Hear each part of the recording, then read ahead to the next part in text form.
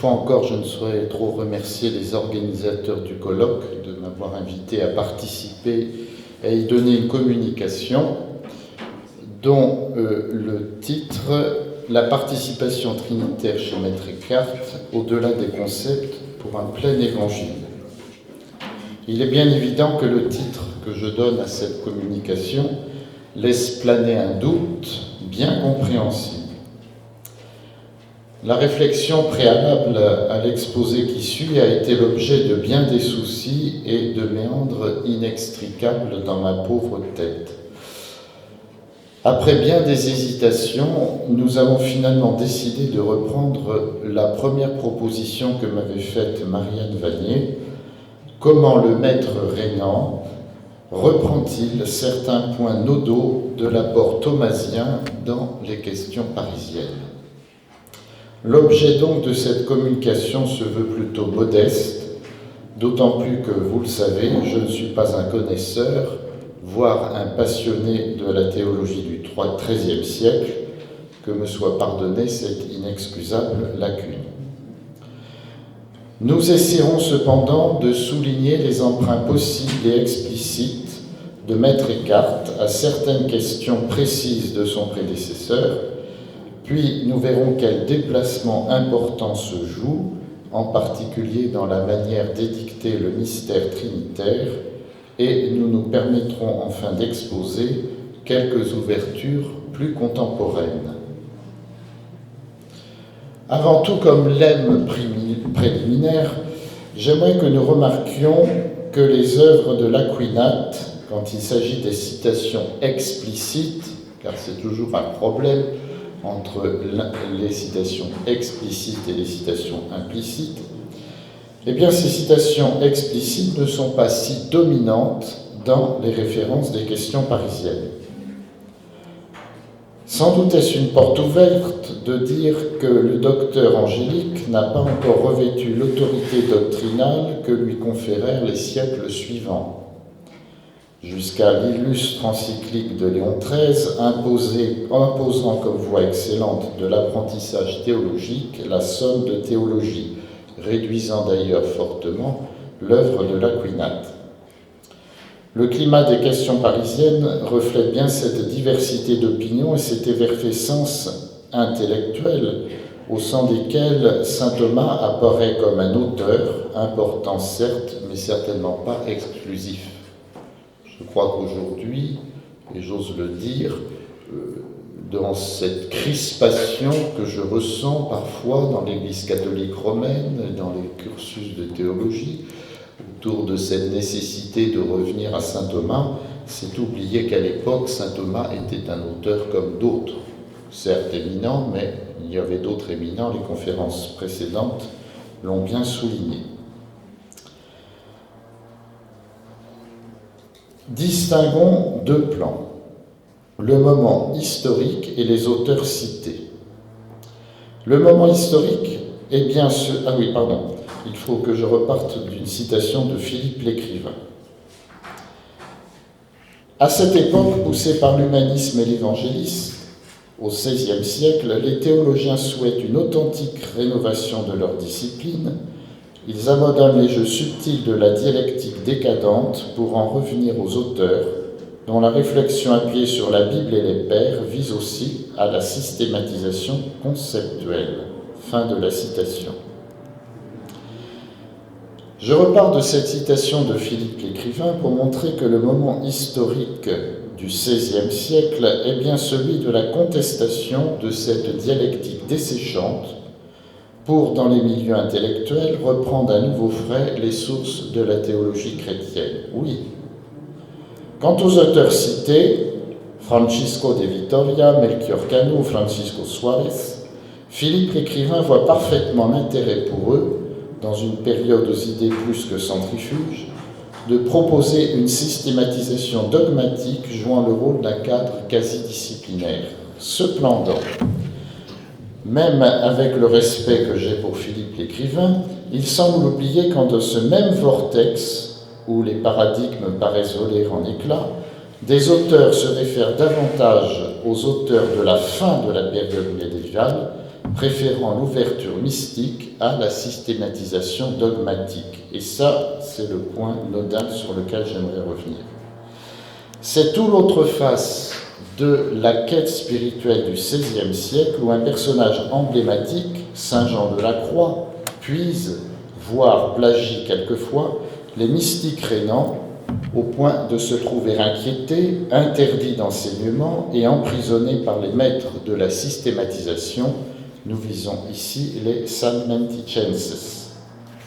Or, nous avons compris depuis hier que les apports éminents reçus en cette eau-là, dans les apports éminents reçus en cette eau-là, le tournant épistémologique, mais s'agit-il d'un tournant, nous allons y revenir, provoqué par Maître Eckhart et illustré dans les questions parisiennes. Autrement dit, ma problématique, quand on voit le ressurgissement des questions au XVIe siècle, dans cet antagonisme entre crispation identitaire dogmatique chez les Salmenticenses ou ouverture mystique chez Saint Jean de la Croix et d'autres, eh bien, ne retrouvons pas finalement une sorte de reprise de cette agitation dans le contexte parisien et européen, dirais-je même, de la fin du XIIIe et du début du XIVe siècle. Autrement dit, théologie dogmatique et théologie mystique, là est la question. Premier point, le rapport de saint Thomas Maître Eckhart dans les questions parisiennes. Nous analysons les emprunts explicites du maître rénan vis-à-vis de son prédécesseur. Pour des raisons pratiques et théologiques, nous ne commençons pas par la première question, car elle paraît être le nœud de notre problématique. Nous finirons donc par elle. Dans la deuxième question parisienne, si Eckhart reprend le titre même de saint Thomas dans la Prima Pars, question 54, et plus spécifiquement articles 2 et 3, question de l'intellect chez les anges, son raisonnement est beaucoup plus basé sur les réflexions d'Aristote, contenues ou dans la métaphysique ou dans le troisième livre du Péripsuchès. L'argumentaire du rénan est plus développé que celui de saint Thomas. Certainement la conclusion est la même, l'existence de l'ange n'est pas son acte d'intellection. Il apparaît ici, à l'inverse de la première question, que les raisonnements philosophiques l'emportent sur la méditation biblique. Le lien participatif de l'être subsistant à la connaissance intrinsèquement liée à l'être en Dieu n'en fait pas pour autant une réalité tendant vers une autonomie d'existence. Eckhart élargit le champ pas seulement aux créatures angéliques, mais à l'ensemble des créatures. Si la connaissance intellective est bien une puissance de l'âme, elle n'en constitue pas pour autant l'être même de la créature. Nous l'avons largement entendu hier. Seul Dieu possède en plénitude la connaissance qui fait son être dans la logique écartienne.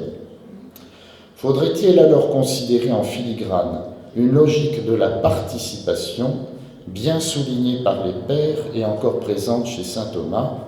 C'est peut-être ici que nous pouvons observer une évolution épistémologique. Est-ce le sujet connaissant qui est appelé à participer à la connaissance divine, ou bien est-ce en elle que le sujet connaissant est participé? Auquel cas, le mot même de participation peut-il encore être retenu dans cette perspective? J'ai passé au-delà de la troisième question. Je passe dans la quatrième question parisienne. Certainement l'argument quant au premier corps mobile, Eckhart le reprend de saint Thomas dans son commentaire du ciel et du monde, premièrement 1, 3, 6. Ici d'ailleurs sans citer sa source. Par contre, il le cite explicitement vers la fin de la question dans le rapport entre l'immutabilité divine et les mouvements de ceux qui ont reçu de lui leur être. Et le maître rénan renvoie à la question disputée sur le mal, des Malo, question 16, article 2, ad sextum. Nous retrouvons un lien évident avec la deuxième question. L'intellect divin comprend universellement tout l'être et toute la vérité en un seul acte. De là vient que son intellect est absolument immuable dans son opération. Il n'a pas en effet à passer d'un objet à l'autre parce qu'il considère tout dans l'unité. Un peu plus loin, Par contre, l'intellect de l'ange, qui ne considère pas tout dans l'unité, mais considère certaines choses en elles-mêmes de façon particulière, peut passer de l'une à l'autre. Fin de citation. Cela dit, le développement écartien qui clôt la question au numéro 7 de cette même 4e question doit être relevé. Je cite Eckhart, « Mais il est de nature du supérieur de se répandre et de donner l'être, et de la nature de l'inférieur de chercher l'être. Et il est de la nature du supérieur d'être présent à tout inférieur, lui-même étant tout entier, et à n'importe quel inférieur en entier, et à tout qui lui appartient. » Fin de citation. Cette logique de se répandre du supérieur vers l'inférieur ne peut-elle pas être mise en corrélation avec l'immersion de Dieu au sein de l'être humain dans ce mystère de la naissance de Dieu en l'âme? 5e question parisienne, c'est dans la conclusion qu'Eckhart fait appel à saint Thomas. Il s'agit d'un emprunt à la question 76, article 4 ad quartum de la prima pars, évidemment. Un lieu essentiel, où le docteur Angélique rappelle que seule l'âme est la forme substantielle de l'être humain. Et à la 4e solution que donne Maître Eckhart, nous retrouvons la même, la 4e solution que de saint Thomas, nous retrouvons la même succession d'auteurs que propose Maître Eckhart, Avicenne, Averroès, saint Thomas quant à lui reprenant l'autorité d'Aristote. Force est de reconnaître que cette reprise de saint Thomas dans la 5e question parisienne n'ajoute pas grand-chose à notre problématique de départ, sinon qu'elle montre combien, comme le disait Jean-Claude Lagarrigue hier, il ne faut pas trop vite penser une rupture épistémologique entre Maître Eckhart et saint Thomas, la preuve. 6e question parisienne, Eckhart s'appuie sur saint Thomas dans la distinction puissance passive et puissance active. Il se réfère là à la réponse de l'article 5 de la question 48, prima pars. Je cite, « Il faut savoir qu'on parle de puissance à partir de l'acte. Celui-ci est double, d'abord une forme et ensuite une opération. Et comme le constate le sens commun, le nom d'acte a d'abord été attribué à l'opération. En effet, c'est ainsi que presque tout le monde comprend l'acte, mais ensuite, il fut transmis à la forme dans la mesure où elle est le principe de l'opération et sa fin. De la même manière, il y a deux sortes de puissance. L'une est active, à quoi correspond l'acte en tant qu'opération. C'est à celle-ci d'abord que le nom de puissance paraît avoir été attribué. L'autre est la puissance passive, à qui correspond l'acte premier, qui est la forme, à qui de la même manière, le nom de puissance paraît avoir été dévolu en second. Fin de citation. Relevons seulement à la section 10 de cette session le rapport symétrique de la puissance à la connaissance. De plus, tout comme on dit au sujet de sa connaissance que Dieu est omniscient parce qu'il connaît toutes choses, de même on dit à propos de sa puissance. 7e question parisienne. Au début de la question, Eckhart se réfère explicitement à la question 41, article 5, ad tertium de la prima pars. Saint Thomas pose bien la distinction entre la puissance d'engendrer, comme essence commune aux trois personnes divines, et la nation de paternité propre à la personne du Père. Nous l'avons vu hier. Pardonnez-moi de vous répéter. Cette distinction est rappelée plus loin dans la question. Je cite Maître Eckhart, c'est ainsi que le docteur dit que l'essence, en tant que paternité puissance d'engendrer, ce qui est vrai par voie de conséquence, mais non pas formellement et intrinsèquement. Sur ce point encore, Eckhart prend ses distances avec son prédécesseur dans la mesure où il nuance cette distinction, prenant la question du point de vue du Fils. Le syllogisme est implacable, et je cite Maître Eckhart dans cette 7e question parisienne. En réponse au premier point, il faut dire que si la puissance est commune, l'acte ne l'est pas. C'est pourquoi j'affirme qu'elle n'engendre pas, parce que l'intellect ne demeure pas fécond dans le Fils, au même titre que la volonté qui, elle, demeure. Ou alors, il faut dire que la puissance, quand elle sous-entend un regard en arrière, n'est pas dans le Fils, C'est pourquoi elle ne sort pas en un acte dans le Fils. Si alors il est dit que le Fils n'est pas tout-puissant, il faut dire ce qui change quoi en quelle chose. Fin de citation. Eckhart, par rapport à saint Thomas, pousse son argumentaire jusqu'à risquer l'aporie théologique, confondant davantage les thèses citées pour mieux asseoir les changements épistémologiques qu'il tient à défendre.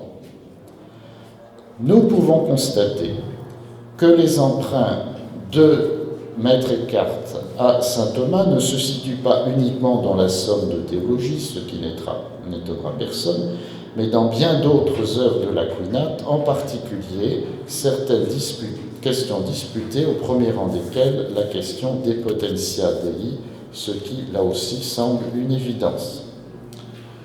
L'examen de la première question va sans doute permettre de remettre en perspective notre réflexion fondamentale. En effet, celle-ci tente de répondre à la précédence des prédicaments au sein de la nature divine. Ici, Eckhart dit explicitement, dès le départ de la question, son emprunt à 5 lieues de la somme contre les gentils et une de la somme de théologie. S'agissant de la première œuvre thomasienne, citée, la somme contre les gentils, il faut nous reporter à la 45e question de la première partie de la dite somme, cette question faisant partie d'un ensemble traité de l'intelligence divine, courant des questions 44 à 58. Le titre de la question 45 dans la somme contre les gentils, eh bien celle-ci, l'intellection de Dieu et son essence, donc nous retrouvons bien la même problématique.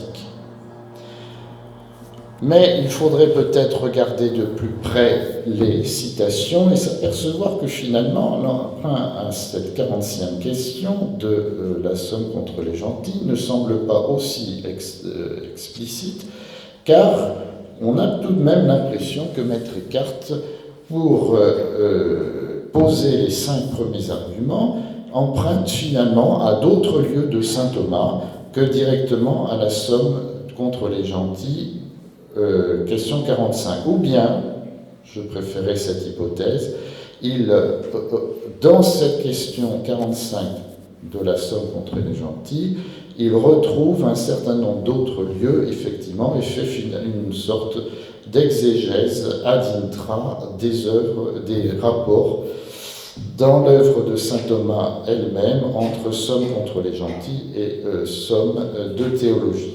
Je vous passe, ce sera, s'il est publié dans la version écrite, je vous passe toutes les notes que j'ai reprises, en particulier, et cela n'étonnera personne, sous-jacent très souvent, et je crois que Jean-Claude Lagarrigue l'a dit hier, la reprise de la question 14, surtout l'article 2 et 4 de la Prima Pars de saint Thomas d'Aquin, où, en relisant les deux en parallèle, plusieurs fois en latin, j'ai pu me rendre compte combien cette question 14 était quand même très souvent sous-jacente aux problématiques écartées.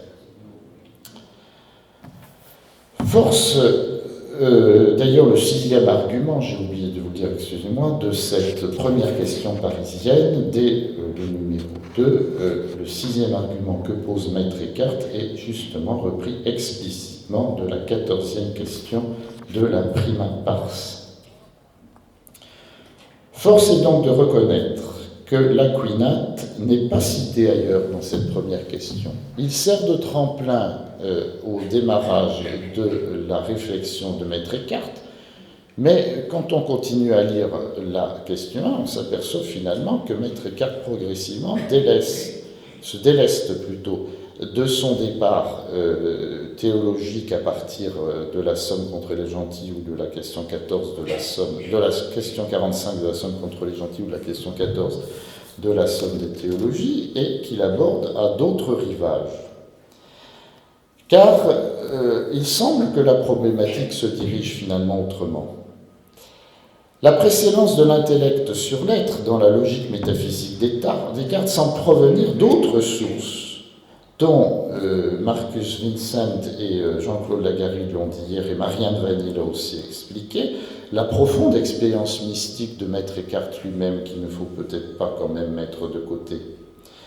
En ce domaine, nous permettons de renvoyer l'article de Marianne Vanier sur l'intellect chez Maître Eckhart dans l'encyclique des mystiques rénants. Je cite Marianne, « Si Eckhart opte à la suite de saint Thomas pour l'intellect et non pour la volonté, c'est en raison des conflits qui opposaient à l'époque franciscains et dominicains. » Fin de citation.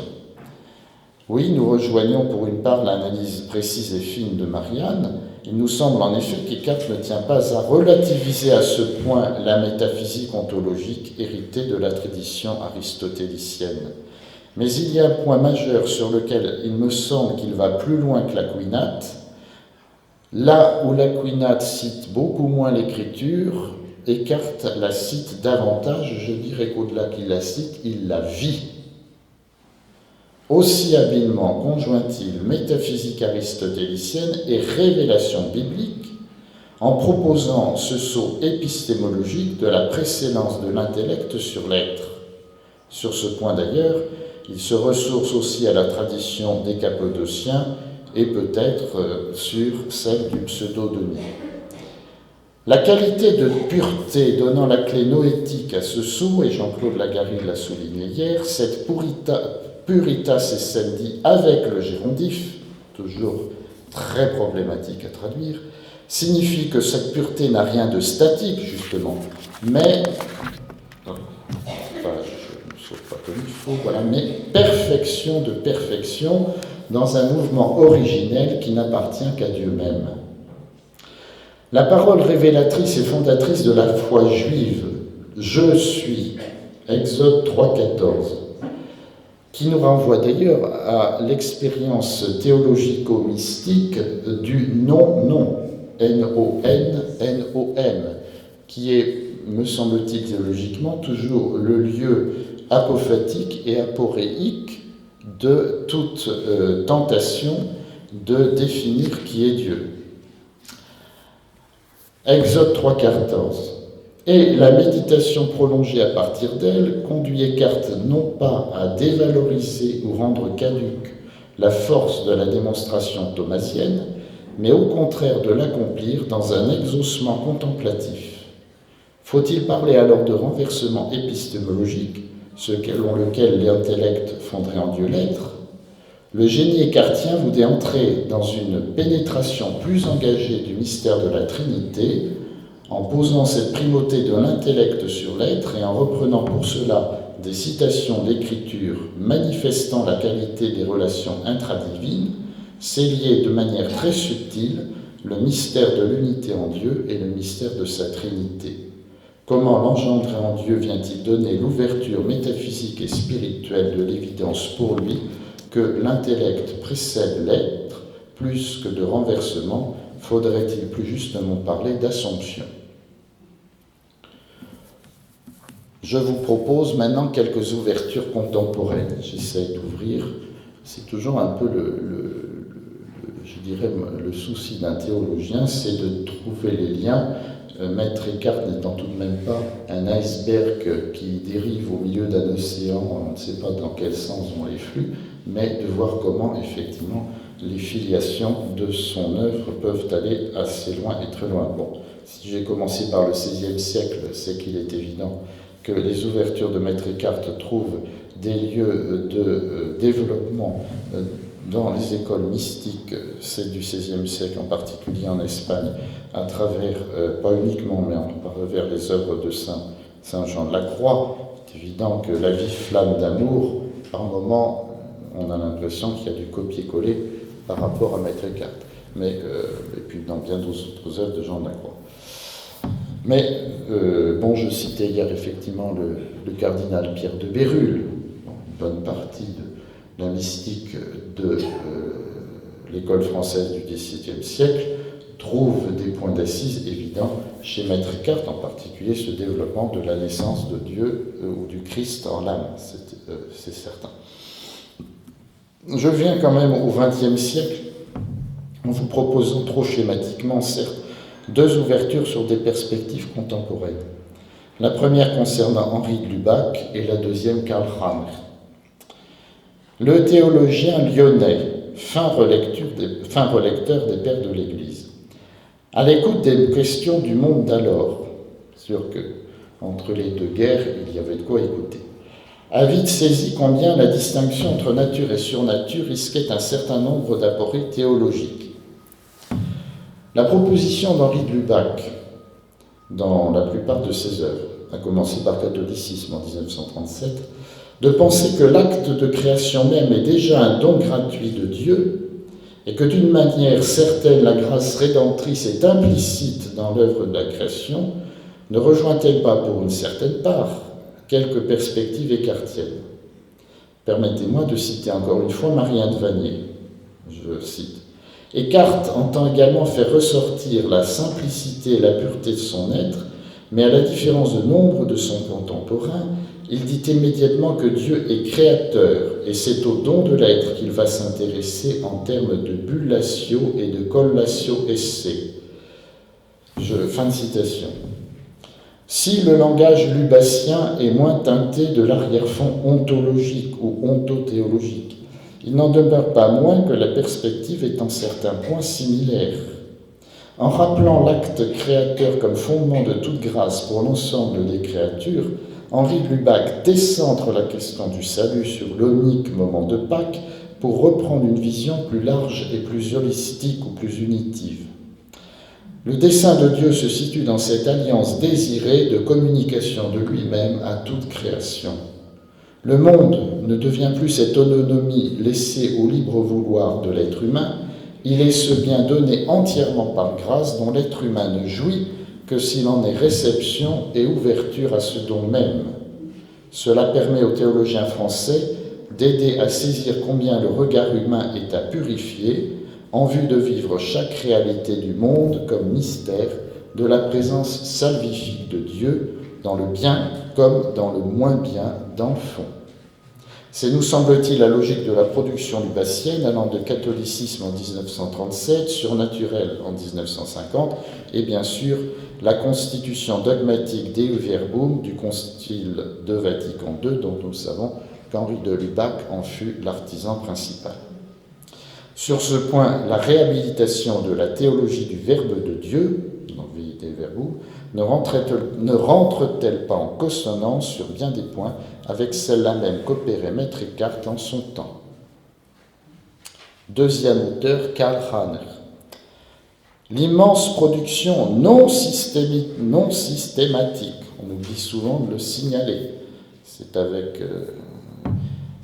la pression des étudiants qui avaient peur que tout s'échappe qu'il a finalement accepté d'écrire le Grundkurs des Glaubens, mais il a fallu le solliciter plusieurs fois. Et c'est peut-être là où on ne souligne pas assez combien Karl Rahner ne fut jamais un systématicien. Donc, lui aussi redécouvre l'importance des pères et particulièrement d'Origène, auquel il consacre l'un de ses premiers articles dans la revue d'ascétique et de mystique de Toulouse. Eh oui, Karl Rahner, sa première publication, c'était dans une revue d'ascétique et de mystique de Toulouse. La pensée de Karl Rahner reste très attachée à la dynamique thomasienne, finalement. Partir du sensible pour tenter d'atteindre l'intelligible. Et même dans la manière dont il pose les questions qu'il aborde, dans le fond, ce que vient de dire Jean de Vrine, Karl Rahner reste un petit peu dans cette sorte de dialectique à l'intérieur d'une question. Il pose la question, puis il la développe pour arriver au point focal, puis repartir. On sent dans la manière dont Rahner procède un habitus thomasien, ou du moins un habitus des questions médiévales. Sa thèse de philosophie à Karl Rahner parle d'une nouvelle réflexion à partir de la question 84 de la prima pars de la somme théologique. L'impulsion théologique et philosophique de Karl Rahner part de la question 84 de la prima pars sur la connaissance. Il ne paraît donc pas exagéré, et je sais par d'autres sources que Hugo Rahner, son frère, avait été un lecteur assidu de Maître Eckhart, et que comme les deux frères s'entendaient bien, je vois mal comment Karl n'eût pas lu Eckhart. Il ne paraît donc pas exagéré de poser que pour Rahner, connaissance et intellect semblent synonymes. Et c'est en approfondissant ce mystère de la connaissance humaine que Karl Rahner aboutit au fameux concept d'Offenbarunglichkeit, cette communication gratuite du mystère de Dieu à l'illimité de la connaissance humaine, quand elle consent à penser toujours au-delà du pensable, ne fait-elle pas chorus avec certaines perspectives écartiennes? Et je viens de dire que par son frère Hugo, dont il était très proche, il avait pu scruter les textes du maître Renan. Si le vocabulaire ranérien emprunte pour une large part encore à celui de Martin Heidegger, au point de rendre l'œuvre du théologien d'Innsbruck assez hermétique, reconnaissons-le, il n'en demeure pas moins que la dynamique noétique reste profondément thomiste. Cependant, nous pouvons dresser un parallèle avec Maître Eckhart. Le concept d'Offenbarunglichkeit ne correspond-il pas mutatis mutandis à cette assomption dont nous parlions tout à l'heure quant au Maître Renan? Et le dépassement infini dans la quête du mystère de Dieu chez Eckhart semble bien identique à celui que propose Karl Rahner et magistralement écrit sous la plume d'Yves Touraine dans son livre « La théologie du dernier Rahner ». N'a-t-il pas saisi beaucoup dans cette expression poétique, Yves Touraine, abordée au sans rivage? Je vous confesse une appréciation personnelle. Du côté des théologiens français qui ont essayé de pénétrer l'œuvre de Karl Rahner, j'oserais dire qu'Yves Touraine est celui qui a certainement perçu le mieux cette dynamique dans la montée de la connaissance vers cet au-delà de ce qui est même saisissable et connaissable. Et j'aime bien cette expression effectivement poétique, abordée au sans rivage. Je sens qu'elle dit beaucoup, elle ne saurait pas résumer l'immense œuvre de Karl Rahner, mais elle pointe sur quelque chose qui est assez spécifique de l'œuvre du théologien allemand. Voilà, je me permettais de faire ces deux petites ouvertures pour lier ces grandes lignes théologiques portées par ces hommes qui, effectivement, ont expérimenté de l'intérieur le mystère même de la Trinité. Marianne disant hier que Eckhart, très vraisemblablement, avait fait cette expérience intérieure comme Paul au IIIe siècle, et je sais par des sources non inédites, que Karl Rahner lui-même était un homme de prière. Même la source auquel je fais référence disant qu'il pouvait prier quelquefois 3 heures par jour. Donc, mais je pense que lui aussi a pu faire une sorte d'expérience de proximité avec le mystère de la Trinité. La personne à laquelle je pense, et vous me permettrez de l'évoquer, c'est le père Maurice Vidal, qui malheureusement vient de nous quitter avant-hier et qui maintenant, lui aussi, peut jouir de cette contemplation du mystère qu'il a tant cherché. Et il était un grand ami et un grand connaisseur de Karl Rahner. Qu'il nous soit permis de poser en conclusion cette notule à nos yeux important qui rejoint la problématique de départ, évidemment. Eckhart n'a-t-il pas finalement corrigé le risque non désiré, évidemment, mais implicite, dans le cheminement théologique thomasien, le partage entre philosophie et théologie? Si l'Aquinate pouvait, avec maestria, unir les deux, nous savons combien d'autres après lui furent conduits à les écarteler de plus en plus. Maître Eckhart, au contraire, dans cette assomption, ne permet-il pas d'éviter ce risque? Et justement, ce fut le combat de Lubac et Rahner de réconcilier philosophie et théologie. Reconnaissons donc 2 choses. Tant que les théologiens de métier laisseront l'approche mystique comme périphérique, voire douteuse, ils risqueront toujours une sorte de compartimentation desséchante.